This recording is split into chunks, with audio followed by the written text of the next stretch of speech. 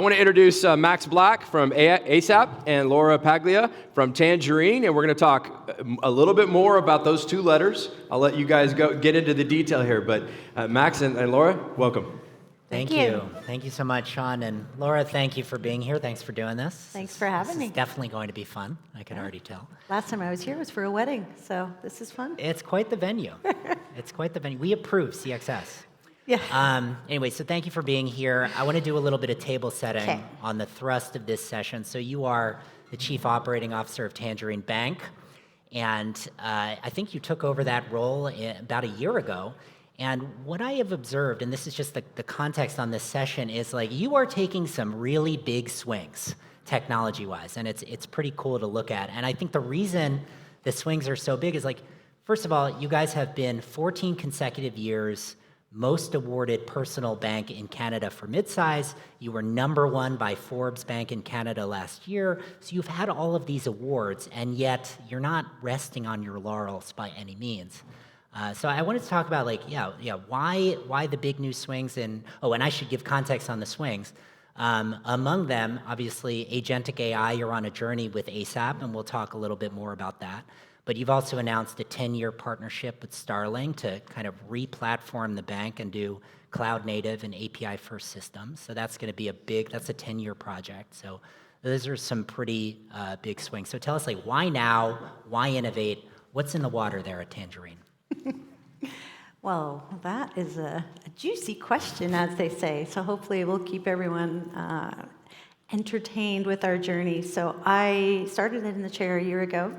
So I have operations, front to back, strategy and transformation, and data and analytics. In my background, I've always been either in the first or second line in banking, especially in retail credit, risk and the business, and I was previously the chief risk officer. So I think the best way to answer that question, which is a great question, is it's about urgency meeting with opportunity.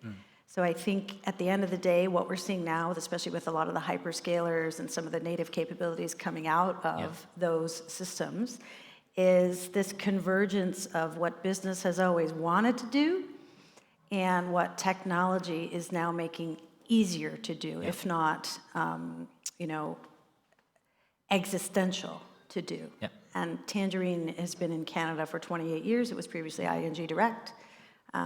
We are a wholly owned subsidiary of Scotiabank. And I think for Tangerine, keeping the moniker of being the first direct online bank for Canadians to grow their money, that innovation spirit started 28 years ago, but our stack is, I know compared to our parent, which is 192 years old, they think our stack is brand new. But when it comes to a digital bank, it was time for a modernization. And so again, part of the transformation is really around how do we modernize front to back to deliver and continue to deliver at the level that Canadians expect from us, and also, frankly, bring Canadians some experiences and features that they deserve to have. Yeah, I wonder if we could unpack those experiences and features a little bit. Like, I wonder if you could tell us, let's look maybe 3 to 5 years out. Like, okay, so we're doing a cloud native, an API first tech stack that makes it easier to deploy technology. We're deploying agentic AI in the engagement center. But what does that experience look like? If I look 3 to 5 years down the road, what is it going to feel like? And you don't have to reveal everything. What is it going to feel like to be a client of Tangerine? What's the vision there? Well, I mean, and I'll just say, one of the nice things about this role, from my perspective, and I know, many of you are probably facing the same situation, is how do you meet that opportunity when you have vertical stakeholders to persuade, and even in some cases horizontal boards, et cetera. And there's a lot of change. The environment is changing pretty much by the minute. And so how do you get people comfortable?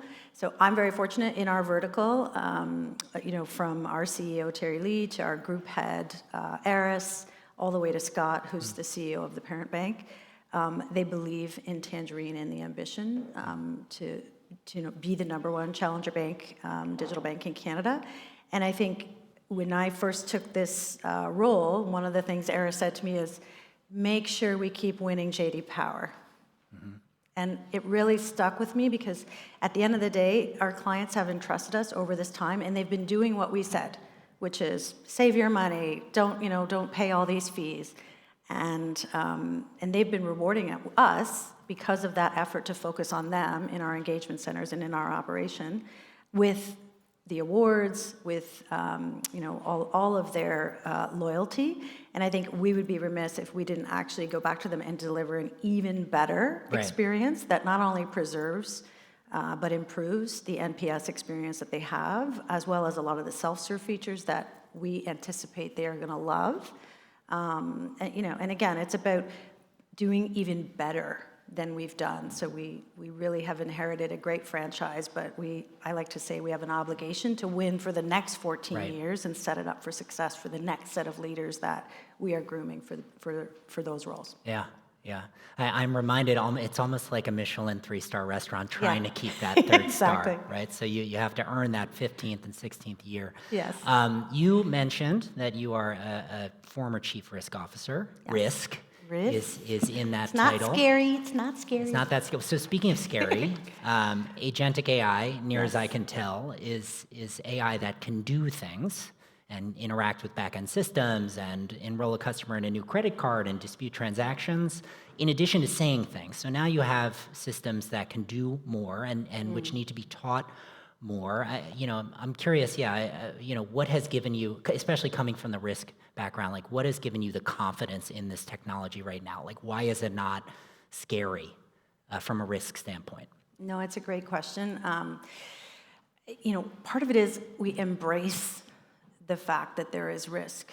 With every new capability, there will be risks that are unknown. The point of a risk officer is to look around the corner and say, what could go wrong with this?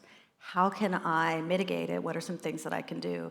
And if you're a control freak, which most risk managers are, and you're not a fan of agentic, then you just don't understand the capability, because it is a infinite amount of control agents and sub-agents that can help give you consistency from a business lens in performance, but from a risk lens in outcome and transparency and accountability, explainability, all those things. And I liken it to, I've been in banking 20 years. When I first started, I started in a call center in Vancouver, learned the business, and I was taking authorization calls, and I remember my supervisor telling me, don't assume because of the occupation that they're not creditworthy, because we had, especially out west, quite a bit of people from the farming community that were millionaires. Yeah.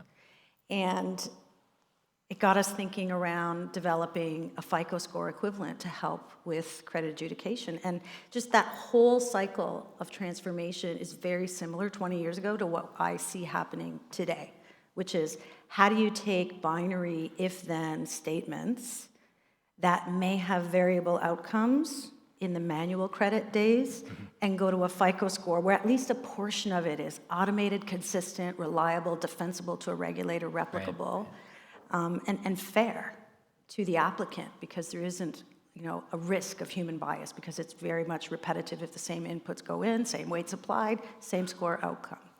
And I think it doesn't mean the entire credit journey for every single type of credit is completely autonomous. It means you take a portion of it where it makes sense, it's deterministic, and you do that and you have consistent outcomes. So agentic levers bring that sense to every other part of everything, but in banking, every other part of the operation. It's like, where do we have repetitive, deterministic manual flows? How can we incorporate something that's a bit more predictive, consistent, and move on to the tougher fights, the bigger capacity eating conversations? So, maybe at a certain point, we don't even care what AHT is, because we've worked so hard to get to the right conversations with our clients that are much more high value or high risk. And we need to spend that time on those things. So to me, as a risk manager, it's you bring them in early, you make sure they're aware of the landscape, but managing risk is not, and Harry's here on the team, he loves when I say this, but managing risk is not about risk avoidance. Branches get robbed every single week, and we don't shut them down. You have to have layers of protection, controls, detection, in order for you to continue offering that service, which is critical for clients and for you as a business. And so you have to find a way to navigate it. Right. Right.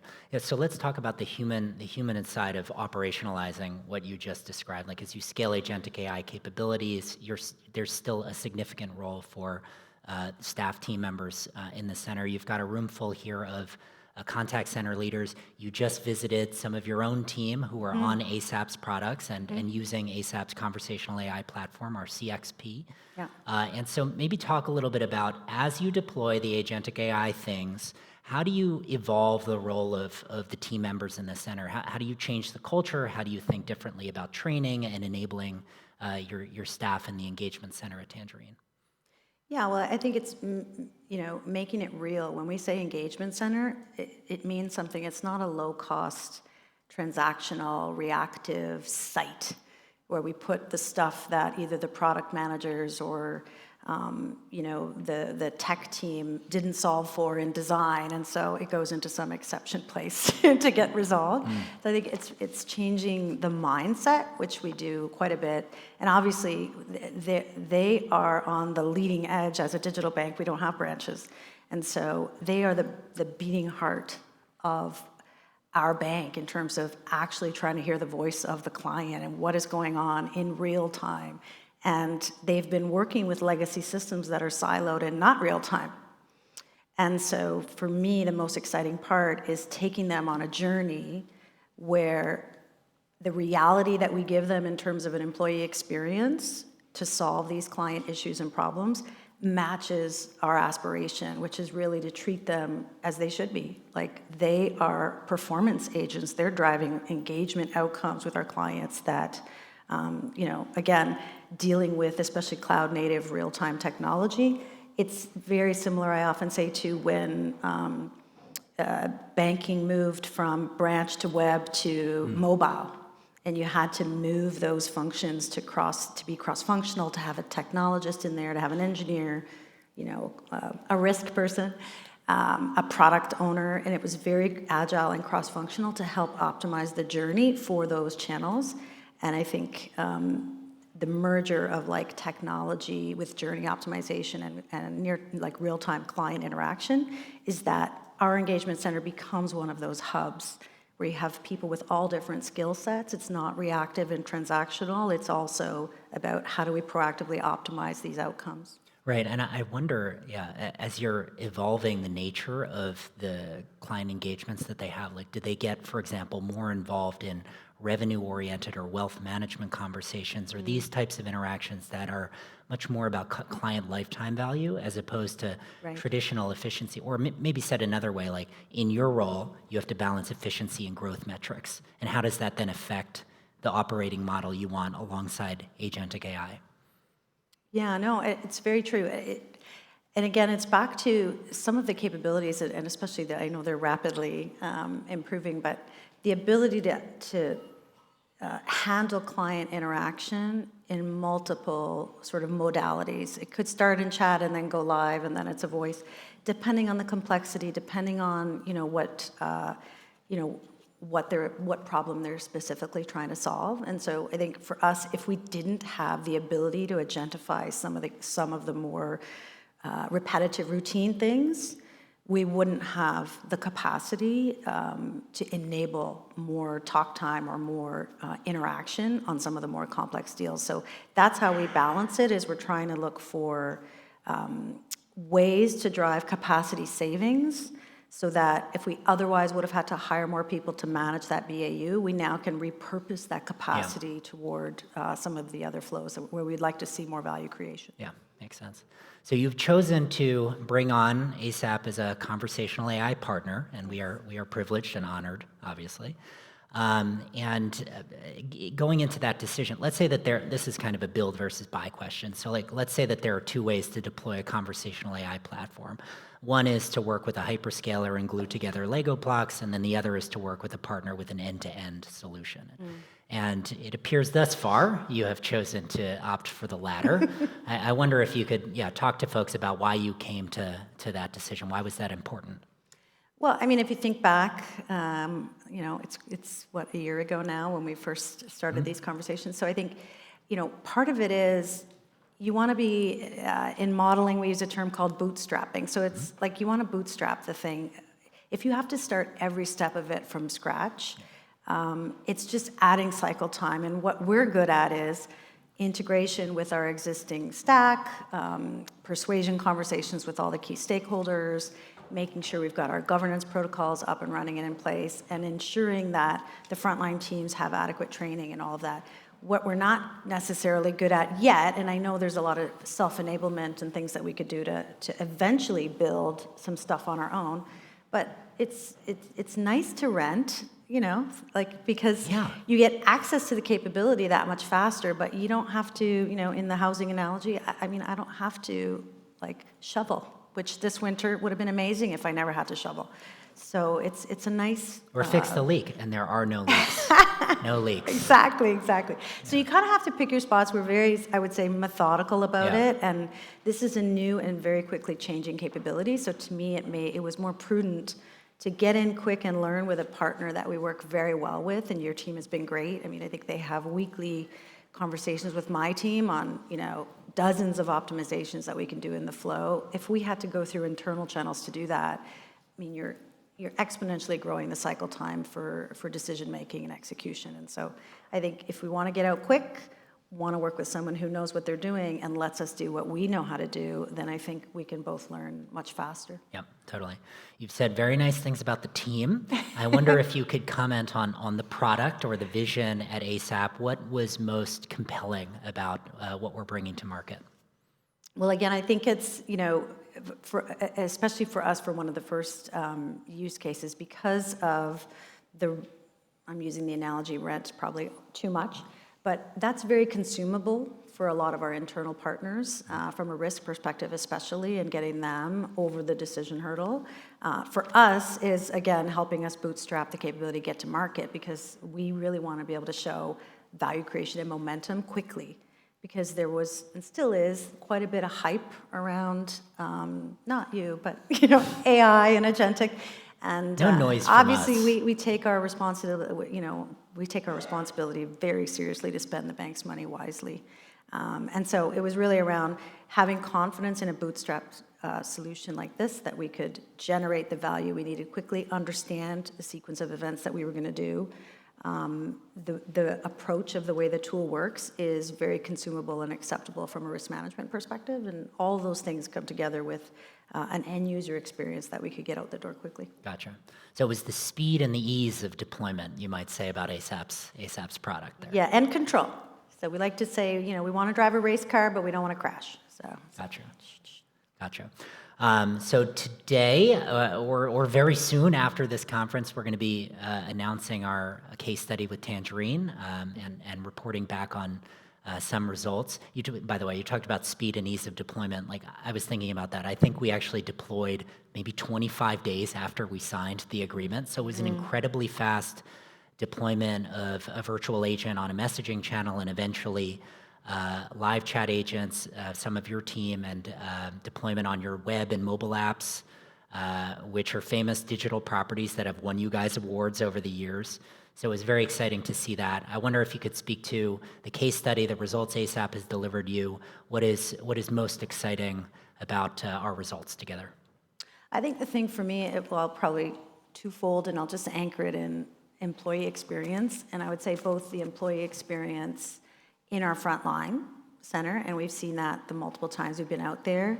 Just the learning curve, the excitement, the adoption curve going up with each visit is very meaningful for us from a transformation journey perspective. You have to demonstrate points on the board and some momentum for people to give you permission to keep going.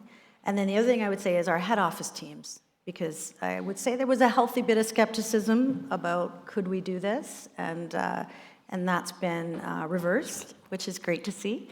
And again, so you have that both frontline and head office employee experience and learning. I can't believe the teams, and some of them are here, but how quickly they're learning how to leverage some of these capabilities, and what's next, and how are we going to switch on some of the next capabilities, which is amazing. Yeah, bringing the head office along is a challenge. You just have to lead them to water. I mean, the results, I from my perspective, have been incredible. I think we're reporting in the case study around an 87% resolution rate within the bot, which is up from a baseline of 63. 27% digital mix of inbound contacts coming in over digital channels up from 6%. And then I think you said to me recently, it's been a win for the CX and a win for our associates as well. Could you unpack a little bit about the reaction? Like, what you visited the team, what has their reaction been to the new AI-enabled tool set that ASAP has provided? Yeah, no, I mean, I would say probably the best way to explain it, and we're learning too, but I would say before this, we thought AI was like electricity. And you just plug in your processes, existing processes, to this new cool electricity, and magic happens. After this, it's opened our eyes that this is a new way of working. It's a new labor force, if you will, that is recomposable and supports our human frontline team. And we can see that with them, because the old way that they would have used something like our internal knowledge base search, was very different and almost Google search oriented, like keyword, and hope that it comes up and maybe there's a link to a policy that they're looking for. And so at first, when they moved to the ASAP version, which is much more, again, conversational, natural language, and it's how you would talk to a colleague or an intern. And so once they got used to that, on our last visit before Christmas, they were like over the moon excited about how quickly it was learning the types of things where they would be asking certain questions and automatically taking them where they needed to go in terms of the policy material and the SOPs and things like that. So yeah, I think it's been a good journey for them. We've heard lots of positive feedback. There's good feedback in terms of what we can enhance, but that's always true with anything, that, the feedback that they give us is what makes the tool better in the end. Yeah, and it's always, I think, exciting for, like, when you get a massive upgrade in terms of your workspace tools that you're working with customers, even from a supervisor perspective with better insights. Yes. It's kind of like, honestly, sometimes people are just excited about the reporting. I have real-time visibility into every conversation and the intent and the sentiment and other compliance-related things. It can be so exciting for supervisors. All right, so we've got an exciting roadmap ahead. Some of the stuff I have in my head on our roadmap slide is not yet confirmed, but setting that aside, we've got an upcoming roadmap with you. When you look at the engagement center this year, what are the next big challenges you want to tackle with ASAP or beyond ASAP? What's your focus this year in terms of net new challenges to address? I think it's more of the same. What more can we do now that we have this momentum and confidence, I would say, to pursue some of these capabilities? And so it's always the learning journey about what else is there. Are there other types of voice agents or things that we can do? And also a lot of our journey has been really on the front contact center team, and now we're excited to see if there are some of those capabilities and components that we could reuse in our back office, in some of the other front client-facing teams that we haven't focused on, like collections, et cetera. Yeah. Oh, collections, that is a very hot topic, and Yes. we should return to that, not necessarily in this forum, but so what I have noticed is that our deployment currently, it's a generative AI platform that's focused on chat. We haven't really looked at the voice world. I wonder how you see the opportunity there. And Tangerine is not alone. Many of our customers and many other folks implementing AI begin in chat. It's something where people are, I think, used to AI-enabled systems and less so over a traditional voice landscape. So how do you see the opportunity to bring that channel, which I think the majority of the volume is coming in, how do you see that opportunity and bringing that into the fold? Well, I think we always thought of it as the starting point, not the final destination, as it were. So it's like, make sure we understand how things are working in chat, solve a problem that we had in the function, and then think about how do we turn that into the voice agent capability, because a lot of the mechanics, and I'm not a technologist, but a lot of those components are definitely repointable and reusable to a voice outcome versus just sort of chat. Yeah, and I know you mentioned this to me a little while ago. Speaking of channels, we talk about chat and voice. There's increasingly this emergence of non let's say Tangerine or company-owned channels, these third-party AI channels that folks might just say to their ChatGPT or their Grok or their own AI assistant, like, hey, what's the best credit card for me? Right. And now you as an operator will need to contend with these places not that you can't necessarily directly control or influence. And I wonder, just because you and I have spoken a little bit about that, I wonder if you could share, what are your thoughts on the risks and opportunities in that area? Yeah, no, I mean, I probably would be technically called a boomer, so I don't want to age myself, but like my son is 18. Like the world is changing very rapidly, and when you try to mentally think about designing flows and systems so that machines can talk to each other, because they will, and whether you want to be on offense or defense as it relates to what data you're allowed to be exposed, it can be a bit daunting. But then I put back the same risk hat that I've had from the beginning, which is capabilities evolve, but they're grounded in a lot of the same things, which is, as an example, some of our folks internally were worried about prompt injections and Right.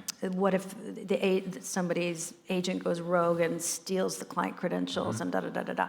And it's like, those are excellent. I mean, I love when people point out what could go wrong, because that helps you problem solve how do you mitigate for that and sort of think through. And it's very similar to today's world in fraud. I mean, people have been dealing with account takeover challenges, and everybody probably gets, we have a 1 in 4 chance, all of us, this week, of getting, a fraud SMS,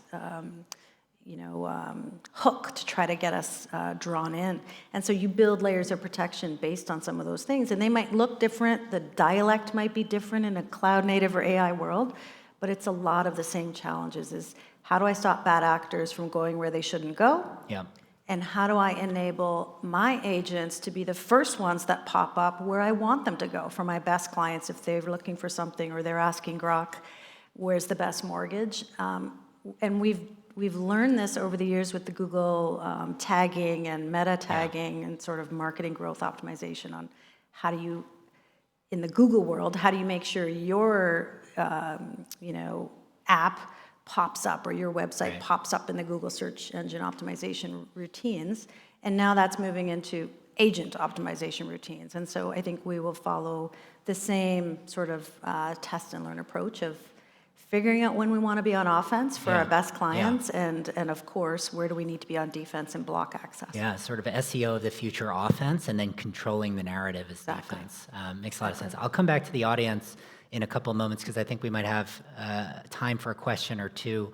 But just one last question for you, Laura. You just alluded to a mindset shift, which has been an important part of driving change in your organization. We have a lot of customer experience leaders here in the room who are well-intentioned and how do I bring change to my org? What's your coaching to them? What is one thing they should think about doing differently as they drive technological change?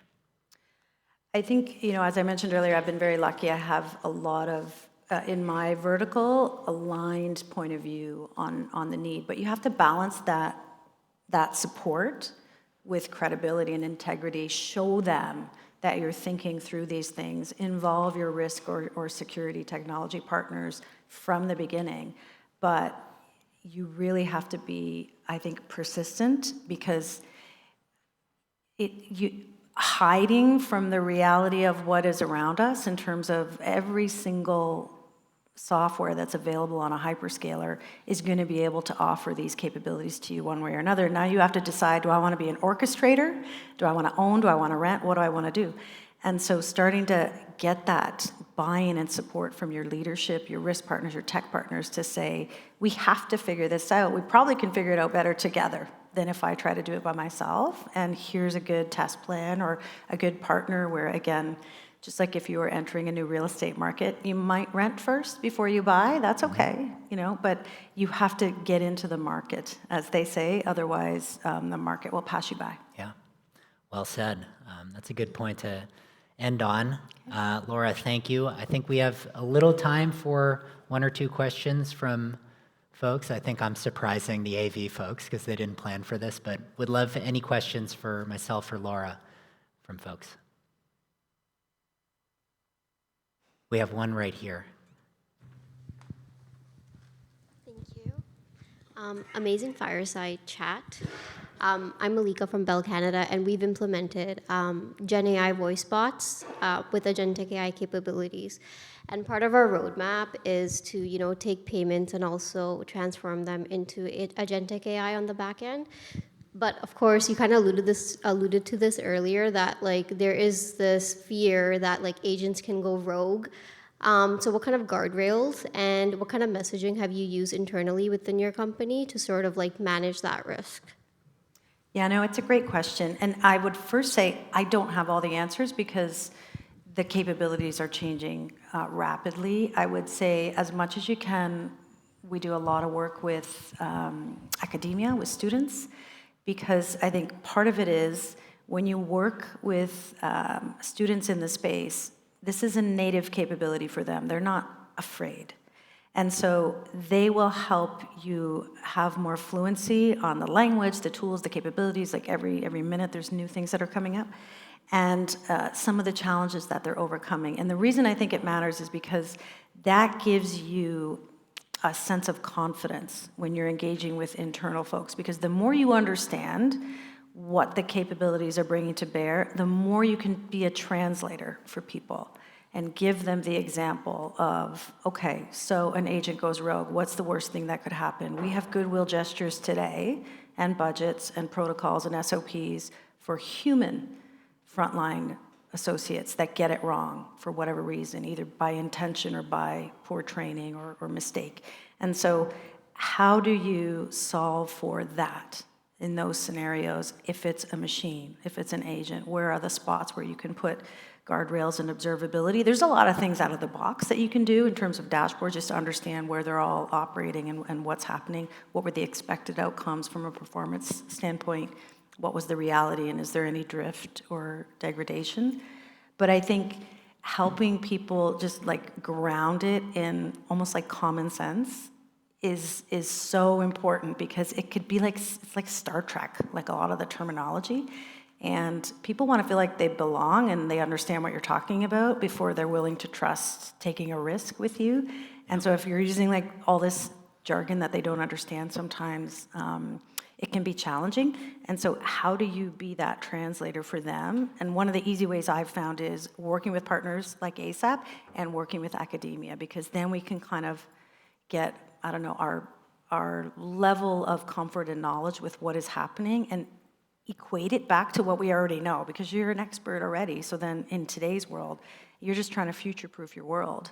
And so that would be my suggestion. Yeah, and I think it's a great answer. I'll just add one thing. Speaking to the notion you talked about changing your engagement model and your staffing model in the light of AI, is this notion of a human-in-the-loop role, where you have the agentic AI, voice bot, chatbot doing a lot of the work, but you have a human backstop layer. So that is, and we're actively exploring this together, that is a new role for folks in the contact center to essentially be supervising and training and tuning AI systems in real time as you're handling some of the edgier cases. All right. Thank you very much. Thank you. Help me thank Max and Laura. That was sweet. Thank you. It was so good.